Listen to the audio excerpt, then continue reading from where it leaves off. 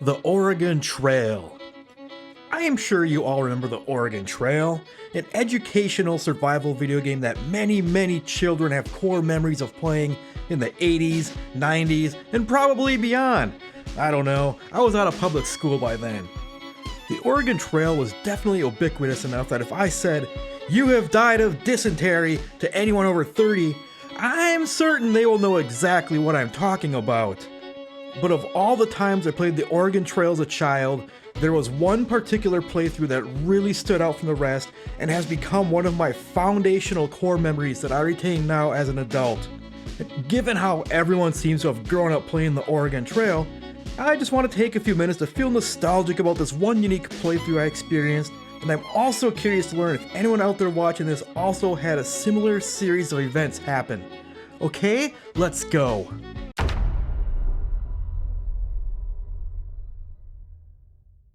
So this playthrough happened sometime back around 1991 to 1993-ish.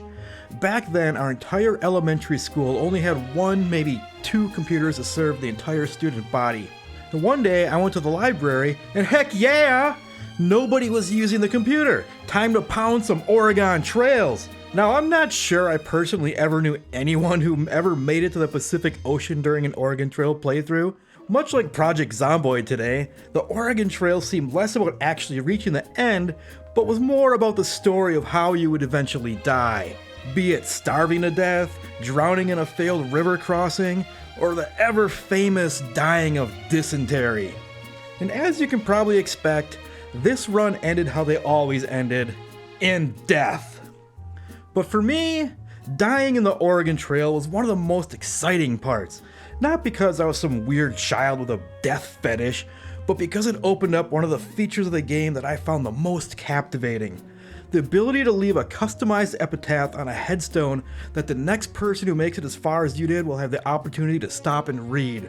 I seem to recall the game only saving something like the 3 most recent headstones at a time, which makes sense. Aside from the memory probably being very scarce on these old computers, what kind of horror show would it be if every time your Ox team took a step, you're presented with an option to read like 54 different headstones from everyone who's ever died in your school? That would be weird. So, being limited to only a few headstones on the trail made them special. You knew the next person who made it as far as you did will stop and read your dying words. And on this particular day in my elementary school's library, I left my epitaph. Something simple that I didn't think too much about. I shut down the game and went on to do, I don't know what, probably throw rocks at frogs or something equally destructive. And even though my trail pawns were dead and digitally buried, the playthrough wasn't done with me yet. I don't recall how long it was between ending my playthrough and what happened next, but sometime later down the line, I was in a class, and the dreaded moment in any childhood happened. The intercom speaker came to life, and my name came spewing out of it being told to report to the library. I dutifully reported to the library, where I had learned that on that day, some other student was playing through the Oregon Trail, discovered the headstone I had left, and found it horribly offensive. The librarians were very angry at me for such vulgarities and demanded I get it out of the game. But I was like 11. I didn't know how to purge a headstone from the Oregon Trail. And when I told them that, I was informed by one of the adults that it was possible because he knew how to do it. So, okay then, teacher, teach me how to delete the headstone then, and we can get this vulgar word hell out of your library before any more good Catholic students stumble by and see it. But no, this was such a serious offense that he couldn't just tell me this sacred knowledge of how to delete the headstone. Instead, I get tossed into the media room that housed all the sliding library shelves full of various computer software and manuals and binders. And then I get handed this giant 3-ring binder full of pages that makes one think I was gearing up to help NASA land a man on the moon in the 1970s. But no, it was just the manual for the Oregon Trail. Sit down and figure it out. Oh. So with the jailer librarians milling around the other side of the door, I figured fine. They're just teaching me a lesson by making me spend time figuring out something he already knew. Surely I just need to find it in the manual and I can be on my way. It felt like days that I read that manual, but eventually I got all the way through it, and you know what? It said nothing about deleting a frickin' headstone. I told my captors that I had finished it and had not found out how. I had served my time, I was cooperating and wanted to fix this for them so I could be on my way. And of course, he already told me he knew how to do this. So this is it. He's finally gonna show me how to delete this freaking headstone I left. But he didn't. He just smirked and told me to leave. The inexcusable tombstone that caused this drama in the first place was still there, and it still said hell on it.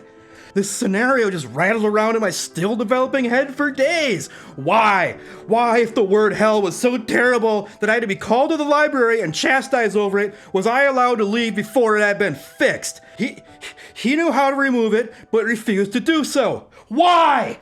Maybe writing hell wasn't as bad as they made it out to be. Or, no way this is possibly true. He never knew how, and adults can just lie to children? I almost fell over with this revelation. If a teacher and a librarian, someone whose entire job is to educate children and make them better people, would just up and lie, then what is real and who else would do this? Would my parents lie? Could they? Would they? Did the arcade machines in the bowling alley actually not interrupt the games of the drunken amateur bowlers if I played them? The police? No, they couldn't. They have a sacred duty.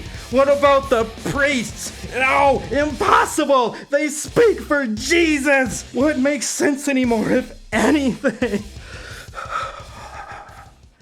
And that's how one simple playthrough of the Oregon Trail left a giant skeptical fissure in a little boy's respect for authority. One that helped fuel a lifetime of questioning and skepticism that I hope has made him a better citizen in the long run. So yeah, that's my fun bit of nostalgia about the Oregon Trail. Anyone else out there experience anything similar while playing the game? Leave a comment if you have, and don't forget to subscribe.